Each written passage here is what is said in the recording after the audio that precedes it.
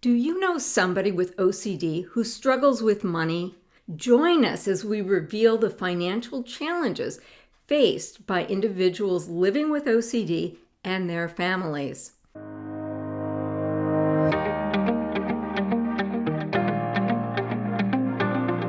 Welcome to the Free Me from OCD podcast.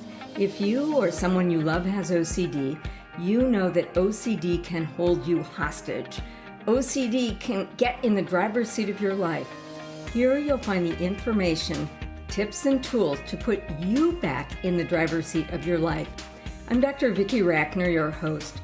I call on my experience as a mother of a son diagnosed with OCD when he was in college, physician, and life coach to help you evolve into the best and highest version of yourself. Let's dive into today's episode. As always, let's kick this off with a story. I was talking with a coaching client, Gail, about her secret fear. She said, "I'm worried about being a bag lady one day, eating out of dumpsters." Years ago, Gail started working with a financial advisor, saved and invested, and was on track to retire at 50. That was before her daughter, Ellie, was diagnosed with OCD. Gail recognizes that much of her current financial pain is a result of choices she made about helping her daughter financially in the decade since her daughter got the diagnosis of OCD. As with so many families, it took Ellie years to finally get a diagnosis, then cycle through therapists and treatments that didn't work. Finally, they found ERP, and Ellie's life radically improved. At that time, Ellie was living at home, enrolled in a community college. But Ellie wanted to have the college experience she always dreamed of. Well, Gail had saved so that Ellie could graduate from college debt-free. Ellie decided that she wanted to go to the arts and design school. The tuition was about 10 times more than the state college Gail budgeted for. Well, Gail and her husband talked about it. Ellie had an undeniable talent for drawing. They decided to dip into their retirement savings and pay for the art school. Ellie stretched out the 4-year program to 6 years. After graduation, she took jobs that would pay her rent as she explored options about how she could turn her drawing talent into a paying career. Ellie decided that being an Uber driver would be a good fit for her. However, Uber has standards about the cars their drivers can use on duty. So Ellie asked Gail for help, and Gail bought Ellie a new car. For a few months, things looked good. Then Ellie's boyfriend broke up with her, and she crumbled. She couldn't leave the house because she was too busy with her obsessions and compulsions. Gail suggested that maybe ERP would help. When Ellie told her that she couldn't afford it, Gail offered to pay. Then Ellie asked Gail to borrow money for rent. Gail told me, "What could I do?" I had to say yes. Gail said yes when Ellie asked her to make the $10,000 investment in a multi-level marketing business selling skincare products. Ellie said, "But Mom, I can make lots of money and help with my tuition. It's a sure thing." It failed. Gail said yes to paying off Ellie's credit card bills when Ellie managed her stress with shopping. Ellie called it retail therapy. Gail said yes to paying for Ellie's inpatient treatment that her insurance didn't cover. Gail and her husband had constant fights about money that ultimately ended in divorce. Gail describes these transfers of money, often from her own retirement account to Ellie, as guilt offerings. She said, "I feel so badly that Ellie has such a hard life. I want to do what I can to make her life a little easier. And I see that I'm doing it in ways that moves me ever closer to being a bag lady eating out of a dumpster. I carry around a lot of money shame." Gail is not alone. Money is one of the top things people worry about. It's a source of conflict within relationships and a leading cause of divorce. Most importantly, money is a background concern for virtually every family navigating OCD. Here's the thing. Very few people talk about money. Money may well be the ultimate taboo topic. Many people carry money shame. Well, if OCD is a part of your life, you're no stranger to shame. Shame often keeps people from getting a diagnosis of OCD or getting the right treatment. Many OCD themes like harm or sexuality remain hidden because of shame. However, in my experience, money issues related to OCD rise to the very apex to the mountain of OCD shame. As shame expert Brene Brown says, if you put shame in a petri dish, it needs 3 ingredients to grow exponentially: secrecy, silence, and judgment. If you put the same amount of shame in the petri dish and douse it with empathy, it can't survive. I want to shine some empathy on OCD-related money issues. Now, we're going to talk about OCD and money. However, you'll quickly see that as you do money, so you do life. I won't pretend to offer you answers about how you and your family manage your money. However, I would like to share a lens through which you can look at your spending and explore financial choices that work better for you. Really, what I most want to do is begin a conversation about OCD and money. Here's why this is so important right now. The COVID pandemic changed our financial lives. Money issues can assume more urgency since the COVID pandemic. More and more Americans are financially insecure.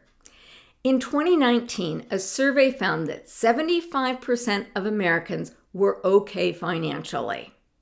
Today, 3 out of 4 Americans say that they're stressed about finances. Inflation, rising interest rates, and the lack of savings contribute to financial insecurity.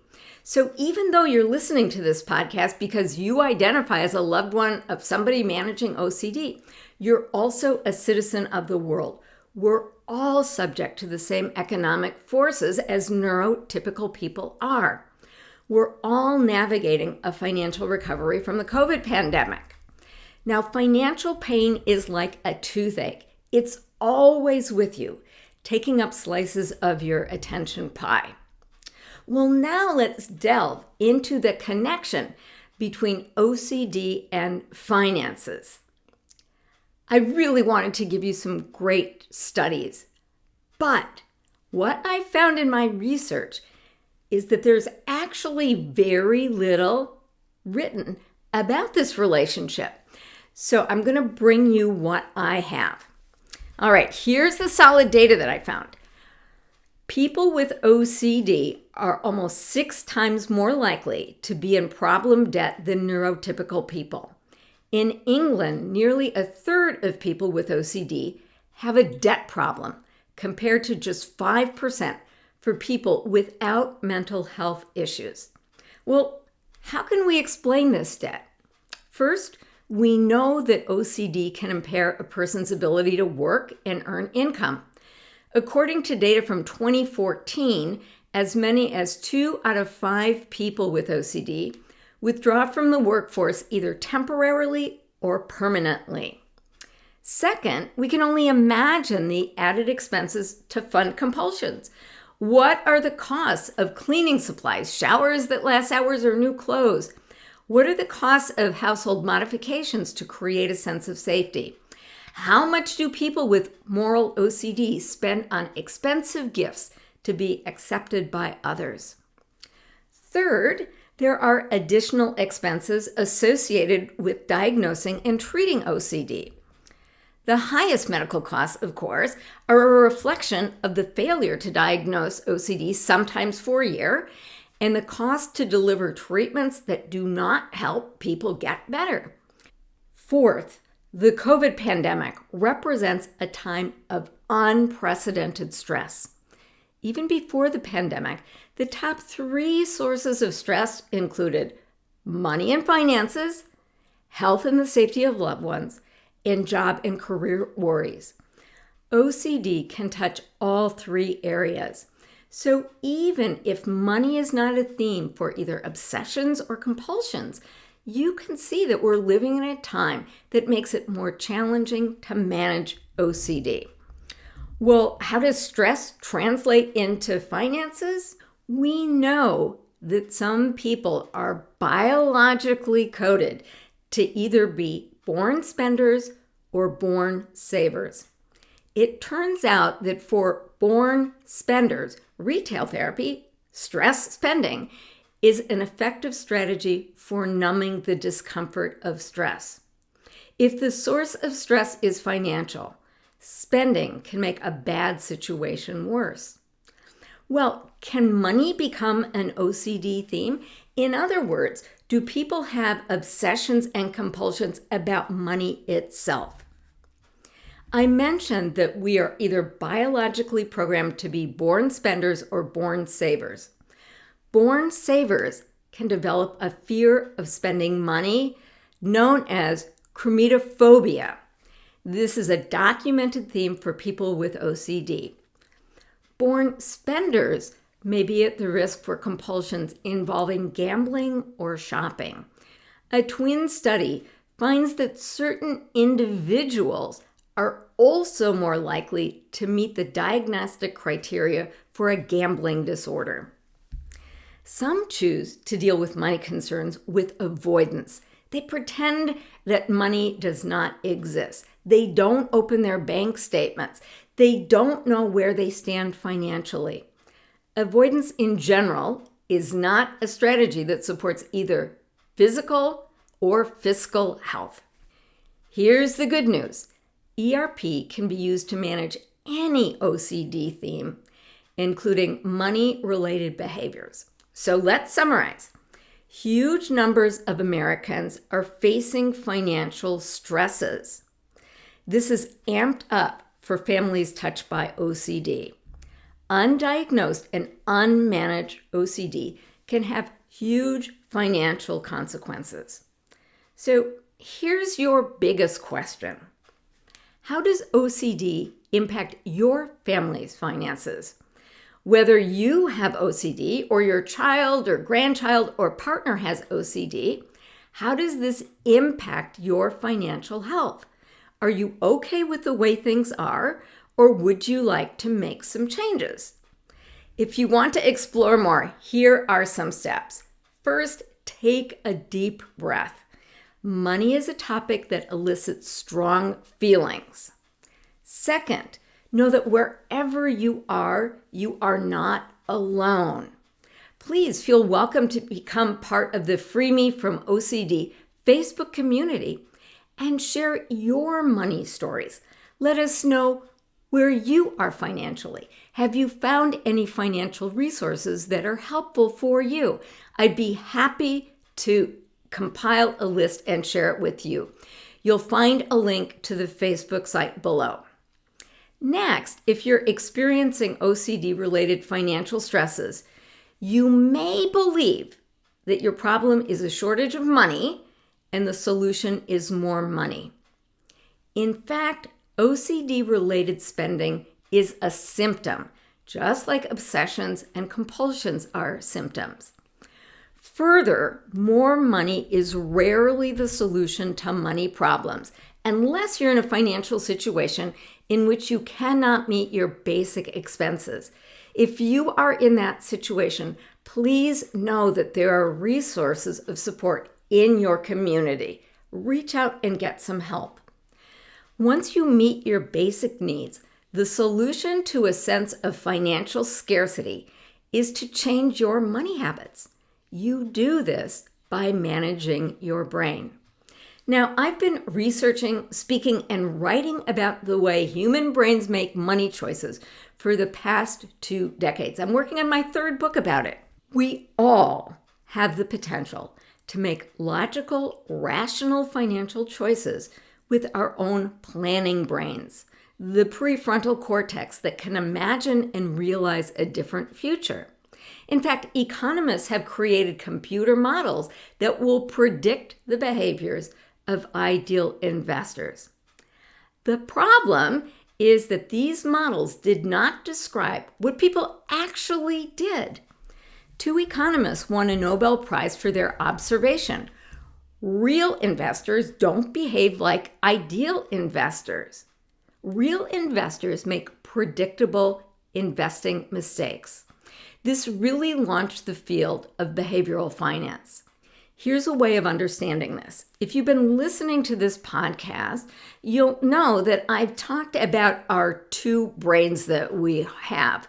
The first is our paleo brain. This is the brain that supported our survival during the Paleolithic era when we were hunters and gatherers. Then there is the planning brain. This is the higher brain. Behavioral finance can really be explained by saying that we make our money choices with our paleo brains. Now, there was no money during the Paleolithic era, but there were resources like food. So most people treat found money like food. So if you got a tax rebate, did you save any of that? Most people just spend it.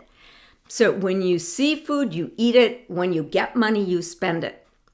Financial scarcity, on the other hand, is treated like the modern-day saber-toothed tiger. Suddenly you're fleeing or fighting or freezing. The choices you make in this physiologic state of danger usually makes a bad financial situation worse.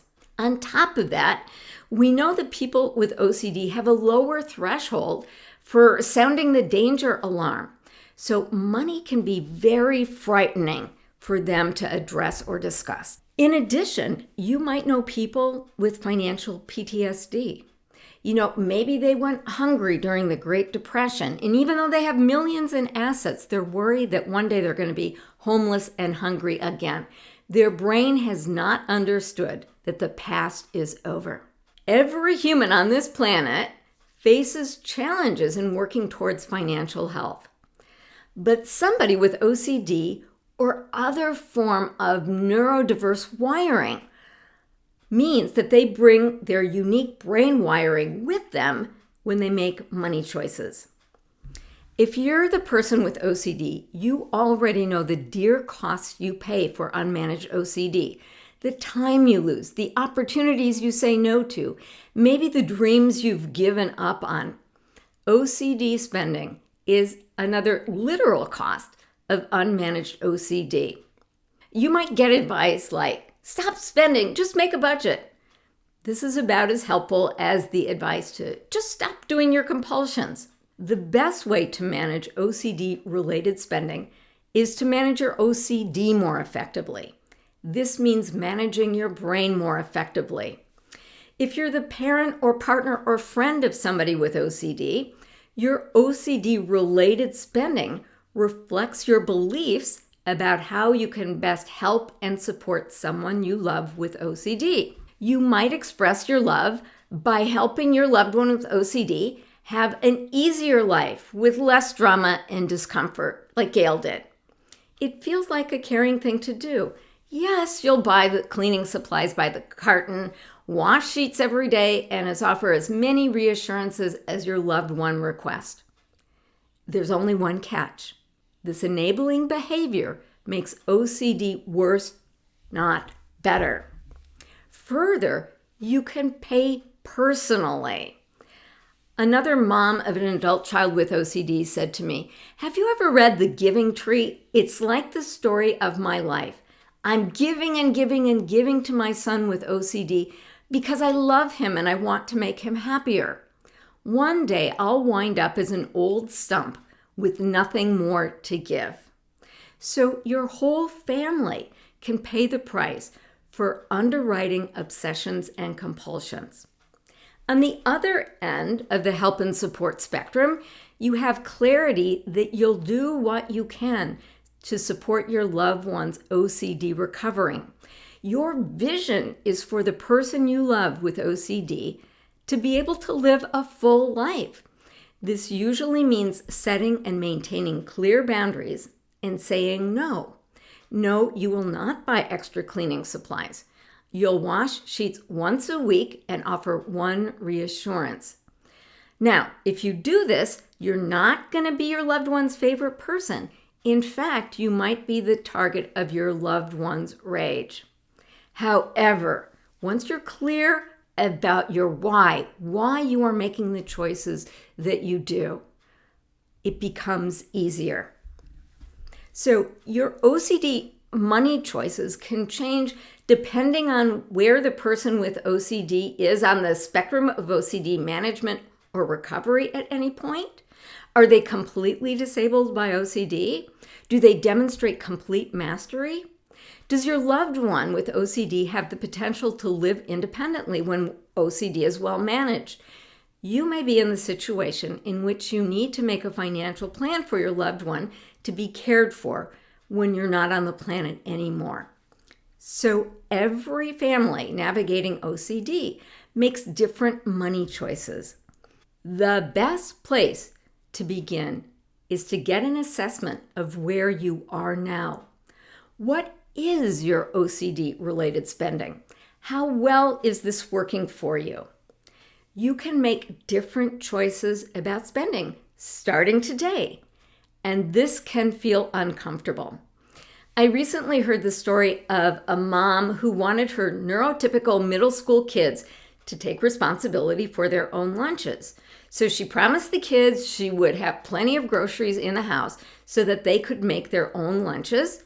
And if they didn't want to make their own lunches, they could pay for their lunches out of their allowances. Well, one day the school administrator called this woman to let her know that there was a $12 outstanding bill for her kids' lunches. This mom explained how her family manages lunches. She said, "My child is responsible for this lunch bill. Please have the conversation with my child." She said that the administrator treated her like she was a negligent parent. She said she got off the phone and wondered herself. However, she knew in her heart she was parenting in a way that aligned with her values. She wanted to raise financially independent children. So she gave the kids higher levels of responsibility that match their developmental levels. Gail and I went through this exercise. She came to understand that being her daughter's bank deprived her daughter of the opportunity to know what she could do by herself. By giving her daughter money, she was saying, "I don't trust you to come up with a solution." This was a real disservice to both of them. She wants to raise a daughter who trusts her own ability to take care of herself. She wanted her daughter to say, "It's time for an ERP tune-up. How can I find the money to make this happen?" She made a commitment to stop rescuing her daughter. She says that sometimes she feels like a bad parent.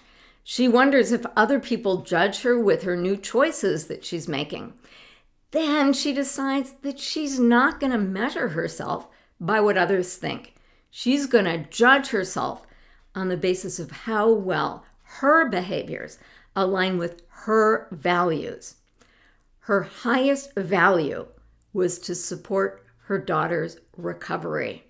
So this shows how as you do money, so you do life. So maybe this is time for you to get back to what you value most and what you're trying to achieve when someone you love has OCD. My guess is that it's really helped the person you love with OCD to be freed from the tyranny of OCD. Well, clearly, OCD and finances is a huge topic, and we've just started to scratch the surface.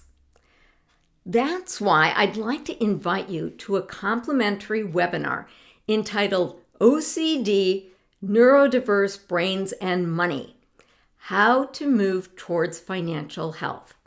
If you or an adult you love is managing maybe OCD or ADHD or autism, you know that these brain wiring conditions touch all parts of your life, including your money.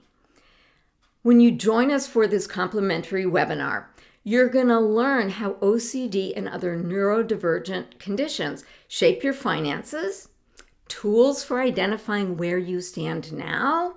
You'll discover your money archetype and your financial pain personality. You'll take away scripts that you can use to have family conversations about money, even if the conversation is with yourself.